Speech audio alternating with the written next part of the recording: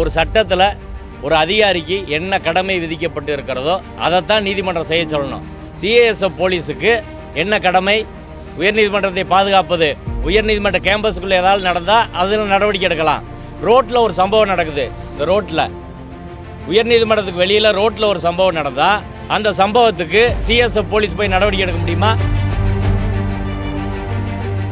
மாநில அரசுன்றது எஸ்ஆர் பொம்மை வழக்கில் கான்ஸ்டியூஷனல் செப்பரேட் கான்ஸ்டியூஷனல் யூனிட்னு சொல்கிறாங்க. அதற்கான இறையாண்மை இருக்குது. மாநில அரசின் இறையாண்மையை கோர்ட்டே மதிக்கலன்னா யார் மதிப்பா?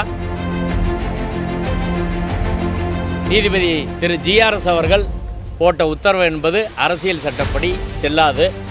இன்று இரு நீதிபதிகள் அந்த உத்தரவு சரி என்று சொல்லியிருப்பது முழுக்க முழுக்க அரசியல் சட்ட விரோதமானது. மாநில அரசின் இறையாண்மைக்கு அரசியல் சட்டத்தில் உத்தரவாதம் செய்யப்பட்ட செப்பரேஷன் ஆஃப் பவர் என்பதற்கு எதிரானது.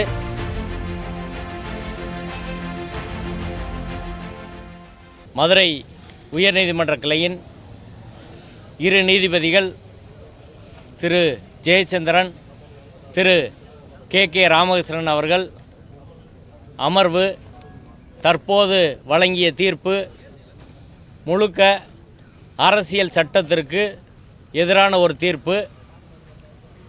இந்த தீர்ப்பு அரசியல் சட்டத்தின் உரிய பிரிவுகள், அரசியல் சட்டத்தில் உத்தரவாதம் செய்யப்பட்டுள்ள செப்பரேஷன் ஆஃப் பவர்ஸ், யாருக்கு என்னென்ன அதிகாரம், பாராளுமன்றத்துக்கு என்ன அதிகாரம், சட்டமன்றத்துக்கு என்ன அதிகாரம், நீதித்துறைக்கு என்ன அதிகாரம், நிர்வாகத்துறைக்கு என்ன அதிகாரம் என்பவற்றை கணக்கில் கொள்ளாமல் குறிப்பாக the central industrial security force act 1968 என்ற சட்டத்தையும் கருத்தில் கொள்ளாமல் பல்வேறு உச்சநீதிமன்ற தீர்ப்புகளை புறந்தள்ளி இன்றைய தீர்ப்பானது வழங்கப்பட்டிருக்கிறது.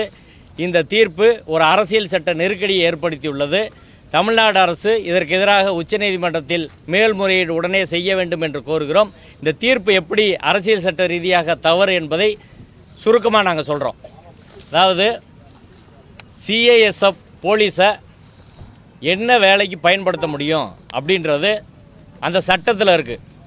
The central industrial security force act 1968 அந்த சட்டத்தோட நோக்கமாக பாராளுமன்றத்தில் 1968 நிறைவேற்றப்பட்ட அந்த சட்டத்தின் நோக்கமாக better protection and security of industrial undertakings owned by the central government.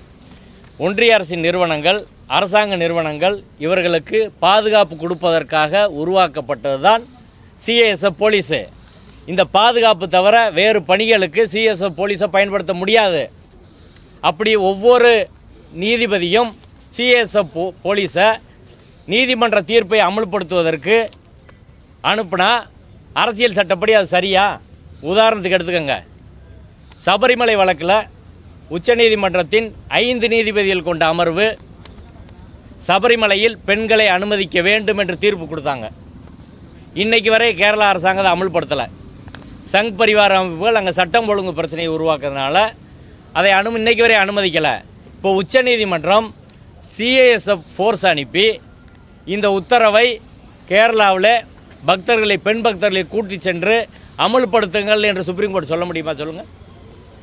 இதே தனி நீதிபதி திரு ஜிஆர் சோமநாதன் அவர்கள் முன்பு நூற்றுக்கணக்கான நீதிமன்ற அவமதிப்பு வழக்கு இருக்குங்க. எந்த வழக்கில் சிஎஸ்எஃப் ஃபோர்ஸை வச்சு இம்ப்ளிமெண்ட் பண்ண சொன்னாங்க சொல்லுங்கள்? எந்த வழக்கில் சொல்லியிருக்கிறாங்க? ஆயிரக்கணக்கான நீதிமன்ற அவமதிப்பு வழக்குகள் இந்த நீதிமன்றத்தில் பெண்டிங் இருக்குது. அப்படி இருக்கிற போது ஒரு கண்டெம்ட்டுக்கான பவர் என்ன?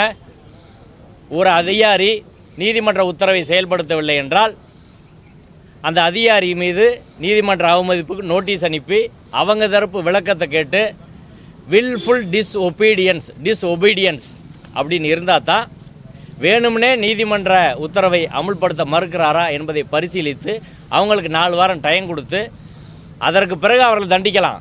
அப்படி இல்லாமல் ஏற்கனவே போட்ட ரிட் பெட்டிஷன் ஆர்டரை நடைமுறைப்படுத்துவதற்கு சிவில் கோர்ட்டு போல் இபி ப்ரொசீடிங்ஸ் போல் ஒரு நீதிமன்றத்தில் செய்ய முடியுமா என்றால் நிச்சயம் செய்ய முடியாது. அதை இரு நீதிபதிகள் அமர்வு அதை ரத்து செய்வார்கள் என்று தான் எல்லோரும் எதிர்பார்த்தோம். ஆனால் துரதிர்ஷ்டவசமாக இரு நீதிபதிகளின் தீர்ப்பும் அரசியல் சட்டத்துக்கு எதிராக அமைந்திருக்கிறது என்பதுதான் ஒரு வருத்தமான ஒரு விஷயமாக நாங்கள் பதிவு செய்கிறோம். எனவே உச்சநீதிமன்ற தீர்ப்பு பல்வேறு தீர்ப்புகளில் சொல்லியிருக்கிறாங்க. ஒரு சட்டத்தில் ஒரு அதிகாரிக்கு என்ன கடமை விதிக்கப்பட்டு இருக்கிறதோ அதைத்தான் நீதிமன்றம் செய்ய சொல்லணும். சிஏஎஸ்எஃப் போலீஸுக்கு என்ன கடமை? உயர்நீதிமன்றத்தை பாதுகாப்பது. உயர்நீதிமன்ற கேம்பஸுக்குள்ளே ஏதாவது நடந்தால் அதில் நடவடிக்கை எடுக்கலாம். ரோட்டில் ஒரு சம்பவம் நடக்குது, இந்த ரோட்டில் உயர்நீதிமன்றத்துக்கு வெளியில் ரோட்டில் ஒரு சம்பவம் நடந்தால் அந்த சம்பவத்துக்கு சிஎஸ்எஃப் போலீஸ் போய் நடவடிக்கை எடுக்க முடியுமா? ஒரு ஜட்ஜு கூப்பிட்டு நீங்கள் அங்கே ஒரு சம்பவம் நடக்குது, நீங்கள் போய் அந்த ஒரு மர்டர் நடக்குது, ஒரு ரேப் நடந்திருக்கு, நீங்கள் போய் நடவடிக்கை எடுங்கன்னு சொல்ல முடியுமா? அப்படி சொல்ல முடியாது. உயர்நீதிமன்ற சிஎஸ்எஃப் யாரோட கண்ட்ரோலில் இருக்குது? தலைமை நீதிபதியோட கண்ட்ரோலில் இருக்குது. தலைமை நீதிபதியோட அனுமதி இல்லாமல் சிஎஸ்எஃப் போலீஸை பயன்படுத்த முடியாது. இப்போது ஒரு மாநில அரசு அரசியல் சட்டத்தில் இந்த நீதிமன்ற உத்தரவை அமலாக்கும் பொறுப்பு என்பது மாநில அரசுக்கு நிர்வாகத்துறைக்கு வழங்கப்பட்டிருக்கு. அந்த நிர்வாகத்துறை அதிகாரத்தை நீதித்துறை தானே கையில் எடுத்து சென்ட்ரல் கவர்மெண்ட் ஃபோர்ஸை அனுப்புனா இங்கே ஸ்டேட் கவர்மெண்ட் ஃபோர்ஸுக்கும் சென்ட்ரல் கவர்மெண்ட் ஃபோர்ஸுக்கும் ஒரு பிரச்சனை வரக்கூடிய ஒரு சூழல் உருவாகுமா இல்லையா? இதைத்தான் அரசியல் சட்டம் சொல்லுதா? மாநில அரசுன்றது எஸ்ஆர் பொம்மை வழக்கில் செப்பரேட் கான்ஸ்டியூஷனல் யூனிட்னு சொல்கிறாங்க. அதற்கான இறையாண்மை இருக்குது. மாநில அரசின் இறையாண்மையை கோர்ட்டே மதிக்கலன்னா யார் மதிப்பா? அந்த அடிப்படையில் ஒரு நீதிமன்றம் என்பது கூட சட்டப்படியான உத்தரவை தான் செயல்படுத்த அமலாக்க முடியுமே தவிர சட்டத்தில் சிஎஸ்எஃப் போலீஸுக்கு விதிக்கப்படாத பணிகளை செய்வதற்கு அவர்களை அனுமதிக்க முடியாது. இப்படி ஒவ்வொரு ஜட்ஜும் ஏன் உத்தரவை நடைமுறைப்படுத்தலை, ஏன் உத்தரவை நான் சிஎஸ்எஃப் போலீஸை வச்சு நடைமுறைப்படுத்துகிறேன், மதுரை கார்பரேஷனுக்கு ஒரு டைரக்ஷன் கொடுத்தோம் ஆக்கிரமிப்பு எடுக்க சொல்லி, அவங்க ஆக்கிரமிப்பு எடுக்கலை, அதனால் ஆக்கிரமிப்பு எடுக்க சொல்லி நாங்கள் இங்கே ஹைகோர்ட்டில் இருக்க ஃபோர்ஸ் அனுப்புகிறோம். சரி, சிஎஸ்எஃப் ஃபோர்ஸ் இருக்கிறதுனால அனுப்புகிறீங்க. ஒரு 10 வருஷத்துக்கு முன்னாடி சிஎஸ்எஃப் போலீஸே இல்லையே, அப்போ யார் அனுப்புவீங்க? எப்படி அனுப்ப முடியும்? இப்போ அடிப்படையில் ஏற்கனவே நேற்றைய தினம் நீதிபதி திரு ஜிஆர்எஸ் அவர்கள் போட்ட உத்தரவு என்பது அரசியல் சட்டப்படி செல்லாது.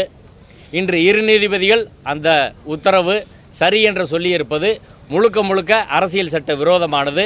மாநில அரசின் இறையாண்மைக்கு அரசியல் சட்டத்தில் உத்தரவாதம் செய்யப்பட்ட செப்பரேஷன் ஆஃப் பவர் என்பதற்கு எதிரானது. இதற்கு எதிராக தமிழ்நாடு அரசு உடனே விரைந்து உச்சநீதிமன்றத்திலே மேல்முறையீடு செய்து நீதியை, மாநிலத்தின் உரிமையை நிலைநாட்ட வேண்டும் என்று கேட்டுக்கொள்கிறோம். செய்திகளை உடனுக்குடன் தெரிந்து கொள்ள கீழ்கண்ட கேபிள் மற்றும் டிடிஎச் நெட்வொர்க்குகளில் எம்நாடு செய்தி தொலைக்காட்சியை காணுங்கள். பாதகம் செய்பவரை கண்டால் நாம் பயம் கொள்ளலாகாது பாப்பா. மோதி மிதித்துவிடு பாப்பா, அவர் முகத்தில் உமிழ்ந்துவிடு பாப்பா. அண்மை செய்திகளை உடனுக்குடன் தெரிந்து கொள்ள இணைந்திருங்கள் எம்நாடு தொலைக்காட்சியுடன்.